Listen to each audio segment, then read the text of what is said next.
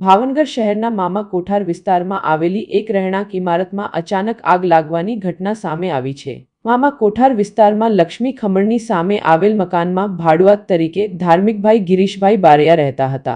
આજે અચાનક કોઈ અગમ્ય કારણોસર મકાનમાં આગ ભભૂકી ઉઠતા આસપાસના વિસ્તારમાં અફરાતફરી મચી ગઈ હતી। આગની જાણ થતાં તાત્કાલિક ફાયર વિભાગને જાણ કરવામાં આવી હતી। ઘટનાસ્થળે એક ફાયર ફાઇટર વાહન અને એક એમ્બ્યુલન્સ પહોંચ્યા હતા। ફાયર વિભાગે સમયસર કામગીરી કરીને આગ પર કાબૂ મેળવી લીધો હતો, જેના કારણે મોટી જાનહાનિ ટળી હતી। હાલ સુધી ઘટનામાં કોઈ જાનહાનિ થયાની માહિતી પ્રાપ્ત થઈ નથી, પરંતુ આગના કારણે મકાનમાં રહેલી ઘરવખરીને વ્યાપક નુકસાન થયું હોવાનું જાણવા મળ્યું છે। બનાવની જાણ થતાં પોલીસ કાફલો પણ ઘટનાસ્થળે પહોંચી ગયો હતો અને વધુ તપાસ હાથ ધરવામાં આવી છે।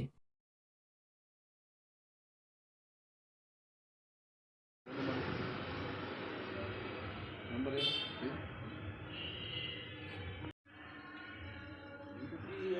પછી આ જે છે ને નંબર એક